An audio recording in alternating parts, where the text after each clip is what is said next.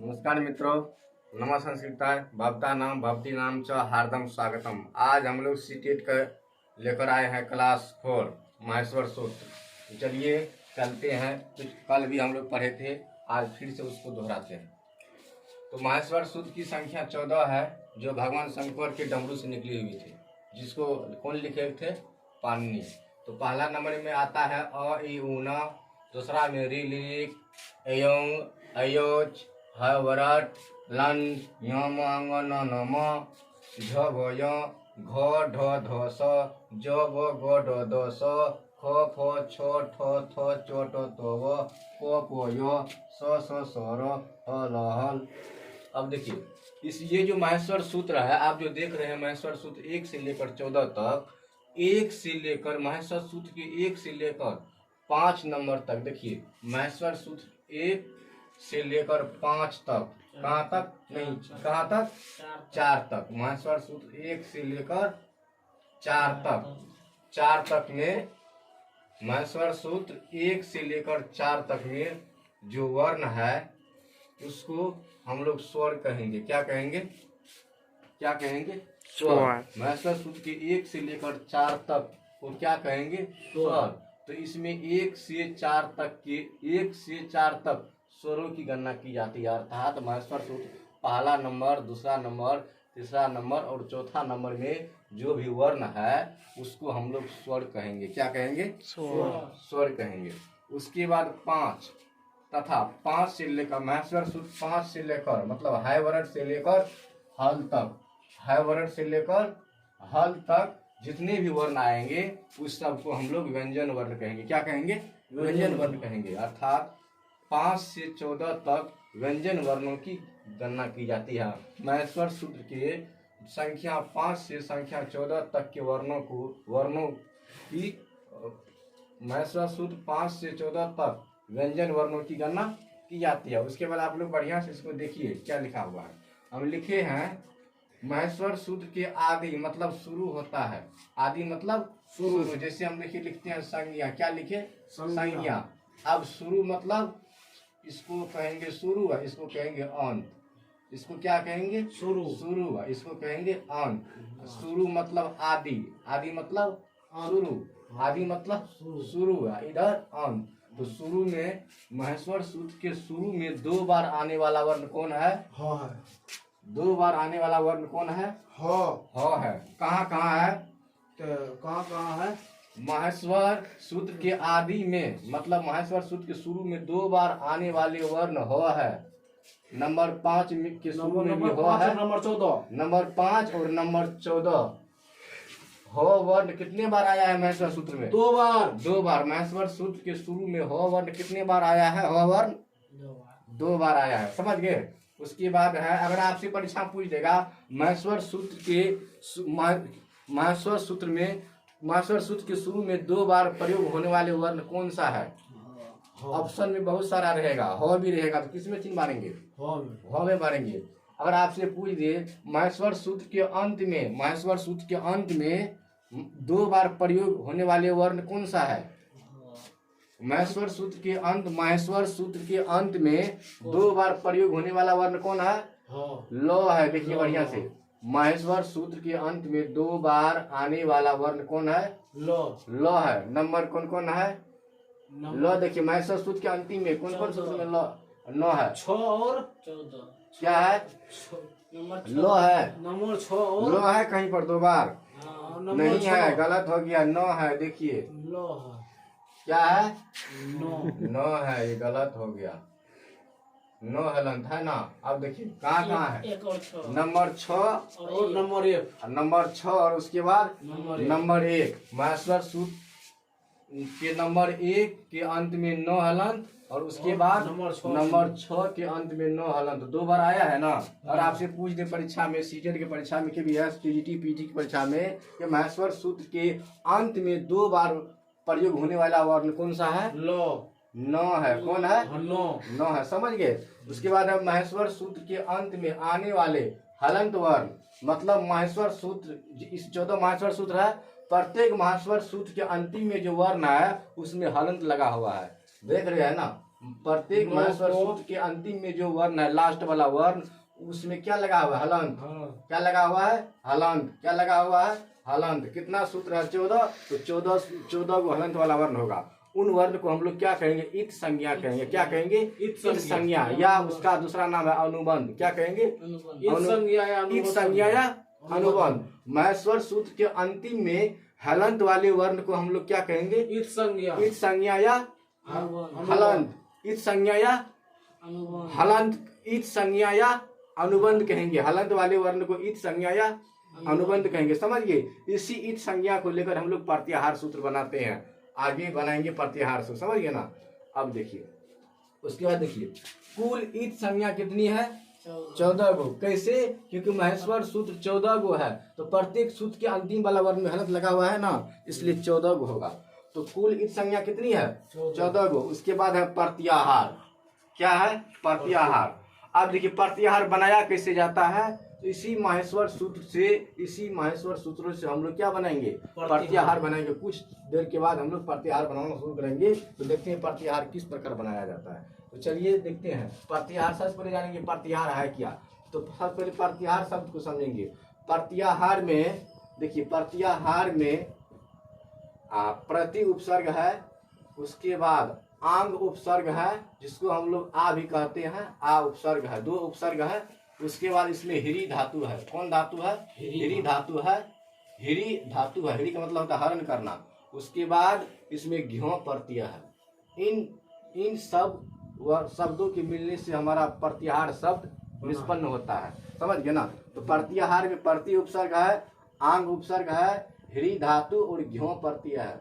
प्रत्याहार शब्द में प्रति उपसर्ग, आंग उपसर्ग, हिरी धातु और घ्यों प्रत्यय है। और प्रत्याहार में कौन सा संधि है? यन संधि है, जिसका अध्ययन हम लोग आगे करेंगे। बहुत बार पूछा जाता है प्रश्न, ठीक ना। तो संधि से पक्का आएगा, एक मार्क्स भी आपका नहीं जाएगा। और देखिए, इसमें जो हर्षाई है, ये हर्षाई का य हो जाता है। आपको हम थोड़ा एक ट्रिक बता देते हैं यही संधि पहचानने का तरीका। यदि आपको यो और वो से पहले, यदि आपको शब्द में यो और वो से पहले आधा वर्ण दिखाई पड़े, तो आपको समझ जाना है कि उसमें यन संधि है। क्या समझे? यदि शब्द में यो और वो से पहले आधा वर्ण दिखाई पड़े, तो उस शब्द में समझ जाएंगे यन संधि है। कौन संधि है? यन है। तो चलिए देखिए, यहाँ पे देखिए, यो है ना, यो से पहले आधा वर्ण है ना, तो समझिए इस शब्द में कौन संधि है? यन संधि है। जैसे हम लिखते हैं अन्वय, लिखते हैं ओ आधा नो वो यो, अन्वय लिखे ना। अब देखिए, वो है, वो से पहले आधा वर्ण है, समझ जाएंगे कौन संधि है? यन संधि है। इसका अध्ययन हम लोग आगे करेंगे, अगली कक्षा में करेंगे। अब देखिए, अब लिखिए प्रत्याहार है क्या? जिस विधि द्वारा वर्ण समुदाय को, मतलब जिस विधि द्वारा वर्ण समुदाय को संक्षिप्त मतलब शॉर्ट कर दिया जाता है, कम कर दिया जाता है, उस विधि को हम लोग क्या कहते हैं? प्रत्याहार कहते हैं। ये बात कौन कहे? पाणिनि साहब कहे। उसके बाद है प्रत्याहार का अर्थ है संक्षेपीकरण। प्रत्याहार का अर्थ क्या है? संक्षेपीकरण, अर्थात वर्णों का संक्षेपीकरण क्या कहलाता है? प्रत्याहार। वर्णों का संक्षेपीकरण क्या कहलाता है? प्रत्याहार। अब इसका देखिए, कुल प्रत्याहार 42 या 43 है। वैसे हम लोग बनाएंगे तो बहुत प्रत्याहार हो जाएगा, लेकिन खास करके आपको परीक्षा में जब पूछा जाएगा तो 42 या 43 रहेगा। समझ गए ना। वैसे 62 या 63 भी होगा, वो सब अभी ना है। कुल प्रत्याहार कितना है? 42 या 43। उसके बाद है फिर इसका देखिए दूसरा परिभाषा है, जिनकी सहायता से कम से कम शब्दों में अधिक बात कही जा सके, उसे प्रत्याहार कहते हैं। पाणिनि साहब बोले कि कोनो ऐसा शब्द बोलो, कम से कम ऐसा शब्द बोलो कि उसी शब्द हम लोग बहुत बात कह दे। अरे बहुत बात कहने के लिए बहुत समय लगता है, तो बहुत बकवास क्यों करते हो? बहुत बात मत बताओ, शॉर्टकट में एगो बात कह दो, हम समझ जाएंगे तुम इतना बात किया है। तो मतलब जिनकी सहायता से कम शब्दों में अधिक बात कही जा सके, कम से कम शब्दों का प्रयोग करेंगे, उसी में हम लोग बहुत बात कह देंगे, तो समझ जाएंगे वह क्या है? प्रत्याहार है। अब है प्रत्याहार संज्ञा विधायक सूत्र है, आदिर अंत्यन संहिता। अब प्रत्याहार सूत्र में हलंत वर्णों की गणना नहीं की जाती है। कहने का मतलब है, जब हम लोग ये जो देख रहे हैं महेश्वर सूत्र, प्रत्याहार सूत्र, इसको महेश्वर सूत्र भी कहते हैं, शिव सूत्र भी कह सकते हैं, शंकर सूत्र भी कह सकते हैं, भोला सूत्र भी कह सकते हैं, प्रत्याहार भी कह सकते हैं, समझ गए ना, या महेश सूत्र भी कह सकते हैं। ठीक, जब अब हम लोग आगे प्रत्याहार सूत्र बनाएंगे, तो जब हम लोग प्रत्याहार सूत्र बनाएंगे तो प्रत्याहार सूत्र बनाते समय जिन जिन वर्णों के अंत में हलंत है, अर्थात इत संज्ञा है, इत संज्ञक वर्ण है, अनुबंध है, उसको हम लोग नहीं गिनेंगे। समझ गए ना। तो चलिए हम लोग देखते हैं कि प्रत्याहार बनाते कैसे हैं। ये चल का एक्सप्लेन करो।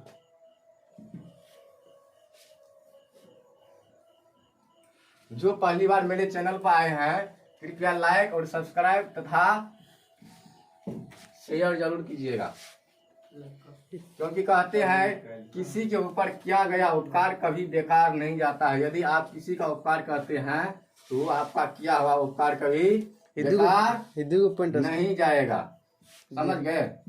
पॉइंट कहाँ कर लो।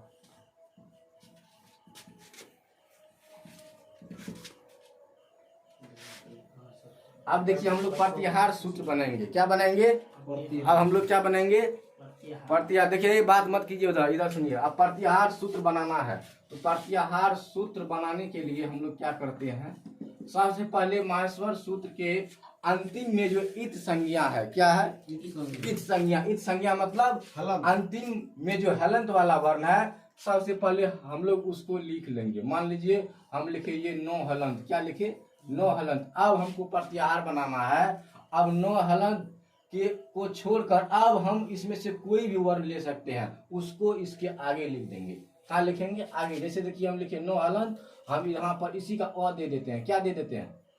अ देते हैं। तो हमारा बनेगा अन प्रत्याहार। क्या बनेगा? अन प्रत्याहार। अब पानी का कहना था कि अन कह देने से, तुम अन कह देगा ना, तो अने कह देने से बहुत बात हो जाएगा, बहुत वर्ण हो जाएगा, काहे उतना समय बर्बाद करेगा। अब देखिए हम क्या लिखे? अन लिखे, अन। अब इसमें इन दोनों के बीच में ये अ है और ये न है, इन दोनों के बीच में जो वर्ण आएगा उसको हम लोग लिखेंगे, लेकिन जो नो हलंत है उसको नहीं लिखेंगे। अब देखिए अन है। अब अन से पहले वर्ण देखिए कौन है? हलंत को छोड़कर हर्षऊ है, हर्षई है और अ है। इन सबको हम लोग लिख देंगे अ ए ओ। फिर नो हलंत को नहीं लिखेंगे, क्योंकि हम लोग पीछे लिखे थे आगे कि हलंत वर्णों की गणना नहीं की जाती है। तो अन प्रत्याहार के अंतर्गत कितने वर्ण आया? तीन वर्ण। कौन कौन सा वर्ण आया? अ ई उ न। अ ई उ न। पानी साहब का कहना था कि अ ई उ न कह के काहे समय बर्बाद करता है, डायरेक्ट अन कह दो। अन कह देने से तुम्हारा काम हो जाएगा कि अ ई उ। समझ गए ना। अब देखिए दूसरा सूत्र हम लोग बनाते हैं। जैसे हम लोग बनाते हैं दूसरा सूत्र, मान लीजिए हम लोग बनाते हैं अच। हम क्या लिखे? अच लिखे। अब देखिए च कहाँ है? च हलन। सबसे पहले च हलन देखेंगे किस सूत्र में है, देखिए कहाँ है? 4 नंबर में। 4 नंबर में है च हलन। उसके बाद देखिए अ कहाँ है? एक नंबर में है। अब देखिए यहाँ से लेकर पहला का भी तीनों वर्ण लेंगे हलंत को छोड़कर, फिर दूसरा का भी दोनों वर्ण लेंगे हलंत को छोड़कर, फिर तीसरा का भी 2 वर्ण लेंगे हलंत को छोड़कर, फिर चौथा का भी 2 वर्ण लेंगे और लिख देंगे यहाँ पर। अब देखिए लिखते जाइए। अ कहाँ है? यह है, तो इससे लिखते जाइए अ ए ओ। अब हलंत को नहीं लिखना है, हलंत को नहीं लिखेंगे ना। उसके बाद इसमें आइए, क्या लिखेंगे? री ली ए। उसके बाद ए ओ ए ऐ ओ। ये हो गया, समझ गए। ये सब स्वर है। क्या है? स्वर है। तो आज प्रत्याहार में कितने वर्ण आते हैं? 9 वर्ण आते हैं। अच प्रत्याहार को हम देखिए, अच प्रत्याहार में जो जो वर्ण आया है ये सभी स्वर है या व्यंजन? स्वर है। तो इसको हम अच प्रत्याहार को हम लोग स्वर भी कहते हैं। क्या कहते हैं? स्वर। तो कुल स्वर कितना है? 9। कुल अच कितना है? कुल अच 9 है। तो अच प्रत्याहार को स्वर कहते हैं। क्या कहते हैं? स्वर। तो अच प्रत्याहार के अंतर्गत आने वाले वर्ण स्वर होते हैं या व्यंजन? स्वर होते हैं। अब देखिए अ क्या है? हर्ष है। इसका दीर्घ भी होता है। इसका दीर्घ क्या हो जाएगा? उसके बाद ई है, इसका दीर्घ क्या हो जाएगा? दीर्घ ई। उसके बाद हर्ष उ है, इसका दीर्घ क्या हो जाएगा? दीर्घ उ। क्या पढ़ेंगे? दीर्घ उ। दुर्गा उ ना, बच्चा वाला छोड़िए, दीर्घ उ पढ़ेंगे। उसके बाद है री, इसको पढ़ेंगे हर्ष री। तो इसका क्या होगा? दीर्घ री। तो दीर्घ री हम लोग कैसे लिखते हैं? देखिए दीर्घ री ऐसे लिखा जाता है। ये हो गया दीर्घ। उसके बाद है लिरी। ये है हर्ष ली है, इसका दीर्घ नहीं होता है। और यदि आपसे परीक्षा में पूछ दे किन वर्णों का, किन स्वरों का दीर्घ नहीं होता है, तो क्या कहेंगे? लिरी का दीर्घ नहीं होता। उसके बाद ये है ए, ये क्या है? ए है। ये है मिश्रित वर्ण, संयुक्त वर्ण, ये दो वर्णों के मिलने से बना है। और हर्षई के मिलने से बना है। ये समझ गए? ये भी मिश्रित है, ये भी मिश्रित, ये सब मिश्रित है। मतलब अच प्रत्याहार के अंतर्गत कितने वर्ण आते हैं? 9 वर्ण आते हैं। तो हम लोग बनाना सीखे। अब देखिए फिर हम लोग अगला प्रत्याहार बनाते हैं। आप ही अपना मन से बोलिए हम कौन सा वर्ण ले, हलंत वाला। आप बोलिए कौन लेना है? ऑटो लेना है। चलिए सबसे पहले टो हलन देंगे, उसके बाद ओ देंगे, बन गया अट। अट बना ना? क्या बना? अट। अब देखिए टो हलन किस सूत्र में है? 5वां में है। अब देखिए उसके बाद ओ कहाँ है? पहला में है। तो पहला का भी वर्ण लिखेंगे, दूसरा का भी, तीसरा का भी, चौथा का भी, 5वां का भी लिखेंगे, परंतु हलंत को छोड़ के। अब देखिए क्या क्या लिखेंगे, बोलिए। ओ, ई, उ, री, लिरी, ए, ओ, ऐ, ओ, यो, वो, रो। समझ गए? देखिए कैसे बनता है प्रत्याहार। बहुत आसान तरीका है प्रत्याहार से बनाएगा। पानी साहब बोले कि अ, ई, उ, री, लिरी, ऐ, ओ, ऐ, औ, ह, यो, वो, र। काहे ऐसे बोलता है? अर्थ बोलना दो, हो गया काम। क्या लिखे थे? जिनकी सहायता से कम शब्दों में अधिक बात कही जा सके उसे क्या कहते हैं? प्रत्याहार। क्या कहते हैं? प्रत्याहार। इसी को हम लोग प्रत्याहार सूत्र कहेंगे, पाणिनि सूत्र कहेंगे। समझ गए ना? अब हम लोग देखिए अगला लेते हैं, अगला बनाते हैं। जैसे हम लोग लेते हैं, क्या लेते हैं? जस लेते हैं। क्या लेते हैं? जस। अब देखिए जस लिए, देखिए किस सूत्र के अंतिम में तालम सा है ना, ये हलंत वाला वर्ग। कौन कितना नंबर में है तालम सा? 10 नंबर में। उसके बाद कहाँ है? जो कहाँ है? यही है, 10 नंबर में है। तो हम लोग क्या लिखेंगे? यहाँ से जो को लिखेंगे, ब को, ग को, ड को, और ये क्या है? द को। इसको लिखेंगे? नहीं लिखेंगे। अब लिखिए जो, बो, उसके बाद गो, दो, दो। अब नहीं ना है? अब देखिए ये किस वर्ग का वर्ण है? ये किस वर्ग का वर्ण है? बताइए। जो चवर का है। चवर का कौन सा वर्ण है? तीसरा है। चो, छो, जो तीसरा है। 3 नंबर गई। अब देखिए बो है। बो किस वर्ग का वर्ण है? तीसरा है। पवर का तीसरा है। बो पवर का तीसरा, जैसे पो, फो, बो, 3 लिखिए। बो है कवर का। उसके बाद गो किस वर्ग का वर्ण है? कवर का। को, खो, गो, 3 नंबर लिखिए। उसके बाद डो देखिए किस वर्ग का वर्ण है? टो का। टवर का। किसका कहेंगे? टवर का। टो, ठो, डो, 3 लिखिए। उसके बाद दो किसका है? टवर का। दो किसका है? टवर का। तो, थो, दो, 3 लिख दिए। अब इसका ट्रिक बन गया 3।